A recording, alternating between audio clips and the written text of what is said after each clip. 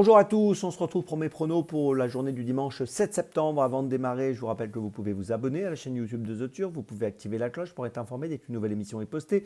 Attention également, n'oubliez pas le jeu responsable, les mentions qui sont en bas de l'écran. Et puis concernant le jeu responsable, n'oubliez pas que tous les jours, la The Team vous propose un choix en 6, un choix resserré afin d'optimiser vos mises aux os 5 cordes, aux jeux simples, aux jumelés, etc., etc. Un petit mot également sur l'application The Turf, n'oubliez pas de la télécharger, elle est plus simple, plus efficace et plus rapide. Et si vous l'avez déjà, mettez-la à jour. Allez, on va démarrer avec un Zo5 qui se dispute à Longchamp sur 1400 mètres, arrivé au poteau numéro 2. On a affaire à des 4 ans, ils sont 16. Course assez ouverte, beaucoup de possibilités comme souvent dans ce type de tournoi. Néanmoins, il y a une ligne qui se dégage, je pense, pour étudier ce Zo5, la ligne du prix du Havre qui s'est couru le 21 août dernier à Deauville. Vous allez voir que j'ai retenu plusieurs concurrents qui ont participé à cette course. Ça me semble être de bons points d'appui pour étudier ce rendez-vous. J'ai retenu tout d'abord en tête le numéro 9, Chaldero. Alors Chaldero avait couru le prix du Havre, il avait terminé deuxième le 21 août sur les 1500 mètres PSF à Deauville. Auparavant, il avait gagné à Deauville le 3 août sur 1400 mètres. Cette année, il a couru 6 fois, il a fini 5 fois ou premier ou deuxième. Je pense qu'ici, il représente un favori logique, c'est un point d'appui sérieux. En deuxième position, j'ai retenu le numéro 3, Chiaro. C'est un élève d'Henri Alex Pantal qui sera monté par Christophe Soumillon. Lui aussi a couru le prix du Havre. Il s'est classé troisième le 21 août dernier. Sur la foi de cette performance, j'en attends encore une fois un bon comportement. En troisième position, j'ai placé le 7, Leoparduccio. Lui aussi participait au prix du Havre le 21 août. Il a terminé quatrième. Depuis, il a recouru, il a fini sixième à Chantilly le 1er septembre. Il est plutôt en forme et je pense qu'il est compétitif pour monter sur le podium.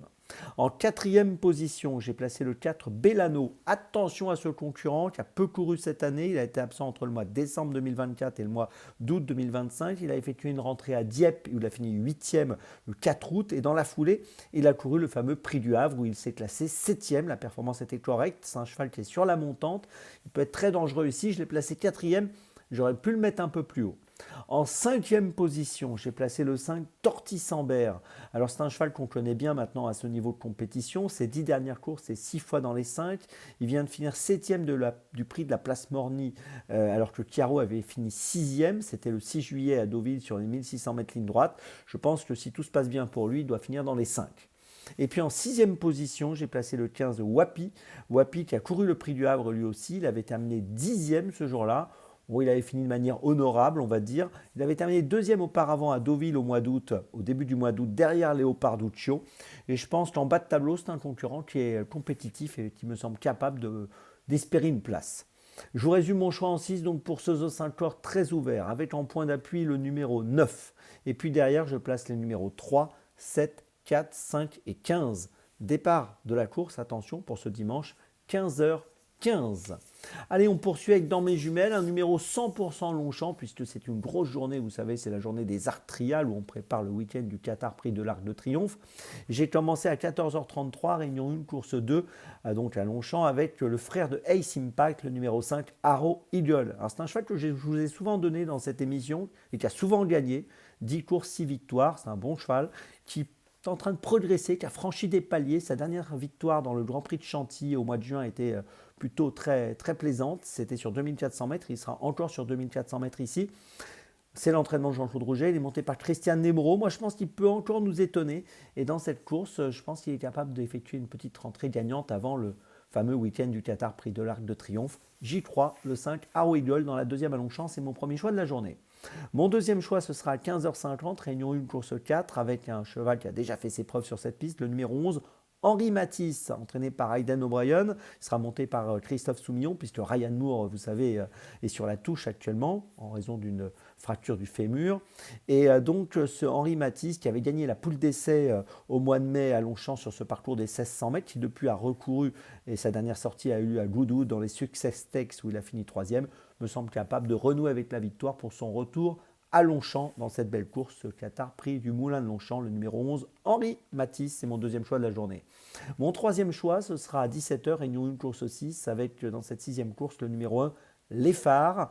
Les Phares qui avait échoué dans le Jockey Club, mais qui a remarquablement pris sa revanche dans le Grand Prix de Paris le 13 juillet dernier sur ce parcours des 2400 mètres.